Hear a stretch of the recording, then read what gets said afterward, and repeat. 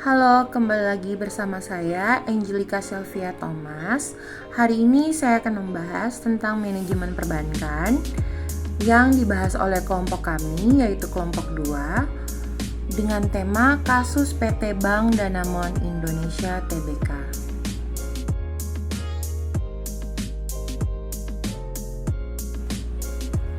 Kasus PT Bank Danamon Indonesia Tbk, beberapa karyawan Bank Danamon terbukti melakukan manipulasi data dan penyalahgunaan dana nasabah.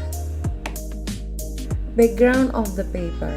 Pada tahun 2010 sampai 2019, Bank Danamon banyak terkena dampak kasus manipulasi data dan penyalahgunaan dana nasabah oleh beberapa karyawan.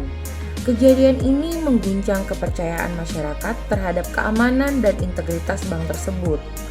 Kasus ini menyebabkan kerugian finansial dan reputasi bagi nasabah yang terdampak serta merugikan citra perusahaan. Bank Danamon harus berupaya keras untuk memulihkan kepercayaan masyarakat melalui langkah-langkah pemulihan yang kuat. Adapun dilakukan dua research methodology, yaitu riset literatur dan analisis data. Tujuannya adalah untuk mendapatkan pemahaman yang lebih baik tentang kronologi kasus, dampaknya, dan tindakan yang diambil oleh Bank Danamon. Analisis data dilakukan untuk menemukan, menghubungkan pola dan hubungan antara data, serta mencapai kesimpulan yang didukung oleh data tersebut. Rumusan masalah yang ada, bagaimana kronologi kejadian, hingga terjadinya kasus penyalahgunaan dana nasabah, apa saja faktor penyebab terjadinya manipulasi data dan penyalahgunaan dana nasabah, serta dampak kejadian terhadap nasabah, tindakan apa saja yang diambil oleh Bank Danamon terhadap kasus manipulasi data dan penyalahgunaan dana nasabah, dan apa saja pelajaran yang dapat dipetik dari kasus ini sebagai pembelajaran terhadap pembaca. Terungkapnya kasus di tahun 2010 sampai 2019 setelah adanya penyelidikan internal yang dilakukan oleh Bank Danamon. Beberapa manipulasi data yang dilakukan oleh karyawan-karyawan tersebut berhasil diidentifikasi. Karyawan-karyawan yang juga terlibat dalam penyalahgunaan data nasabah serta dana nasabah, mencakup pengalihan dana nasabah untuk kepentingan pribadi. Nasabah yang menjadi korban manipulasi data dan penyalahgunaan dana mungkin mengalami banyak kerugian material dan kerugian kepercayaan terhadap Bank Danamon. Bank Danamon sendiri mengambil tindakan serius sebagai respons terhadap kasus ini. Bank Danamon juga terlibat dalam proses hukum untuk menuntut pertanggungjawaban karyawan yang terlibat dalam kasus ini. Modus yang dilakukan adalah manipulasi data, pencurian identitas data nasabah, penyalahgunaan wewenang, kolusi, dan kepentingan bersama. Adapun beberapa faktor data manipulasi dan misuse of customers' funds, yaitu kurangnya pengawasan internal, kurangnya kesadaran etika dan nilai perusahaan, tekanan kinerja dan insentif yang salah, kurangnya pelatihan dan kesadaran keamanan, kekurangan pengawasan manajemen, kurangnya sistem dan proses pengendalian yang efektif. Adapun beberapa hal yang dilakukan Bank Danamon sebagai tindak tanggung jawab mereka, yaitu kepemimpinan yang bertanggung jawab. Mereka harus memberikan teladan yang kuat dalam hal etika, integritas, dan kepatuhan hukum. Penegakan kebijakan dan prosedur. Kebijakan ini harus meliputi langkah-langkah pencegahan, penyalahgunaan, dan manipulasi, serta sanksi yang terhadap pelanggaran. Pengawasannya efektif mencakup pemantauan rutin terhadap proses transaksi dan perilaku karyawan. Pengawasan yang ketat membantu mendeteksi tindakan yang mencurigakan atau pelanggaran etika. 4. Transparansi dan pelaporan. Manajemen harus menyediakan saluran pelaporan yang aman, menyeluruh, dan anonim, serta memastikan bahwa laporan tersebut ditindaklanjuti dengan serius dan benar sesuai dengan prosedur.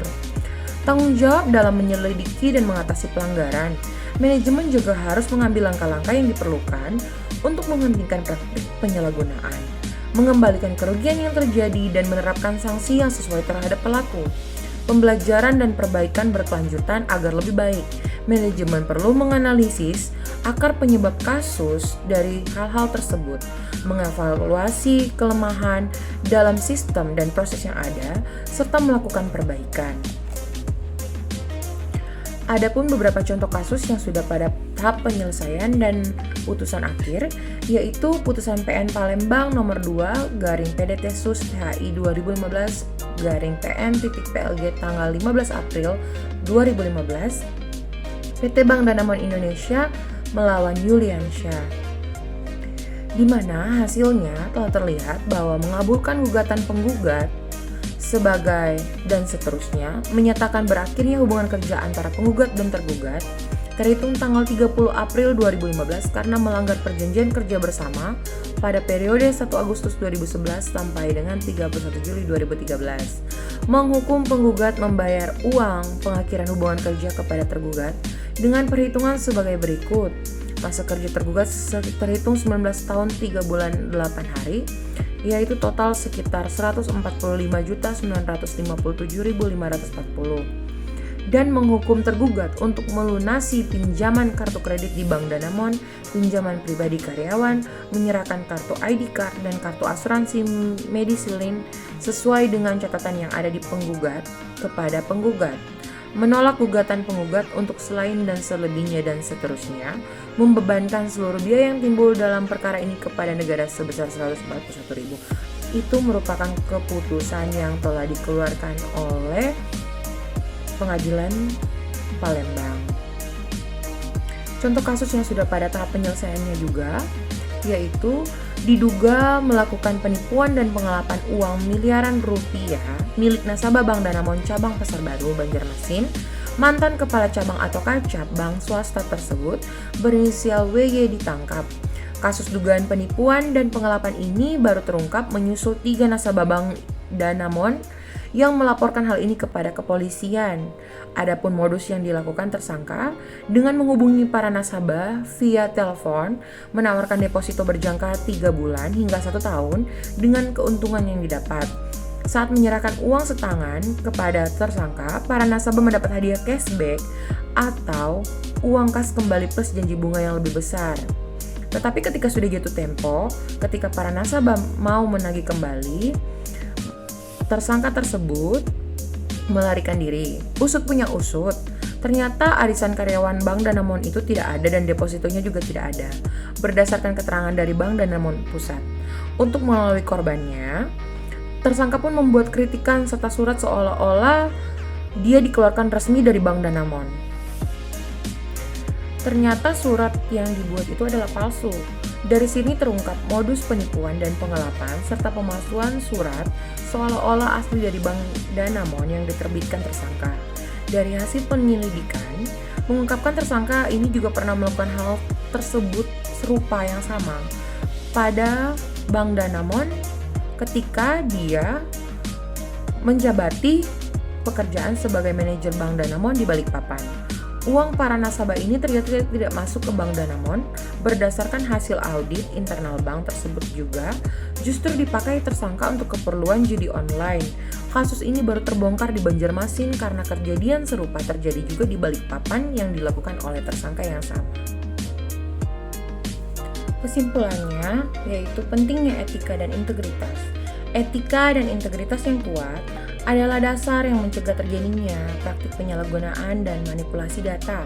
Peran sistem pengendalian internal yang baik akan membantu mencegah, mendeteksi, dan menindaklanjuti pelanggaran dan penyalahgunaan.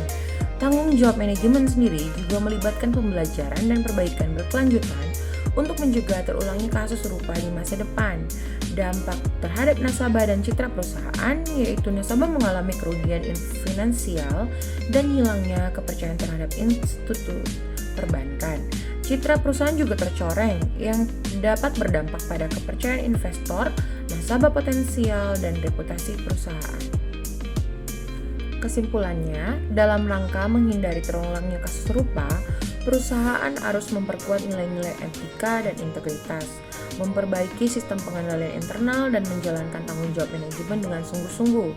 Dengan mengambil pelajaran-pelajaran ini diharapkan perusahaan dan industri dapat membangun lingkungan kerja yang lebih etis, menerapkan sistem pengendalian internal yang kuat, serta menjunjung tinggi tanggung jawab manajemen dalam menjaga kepercayaan dan integritas perusahaan. Terima kasih.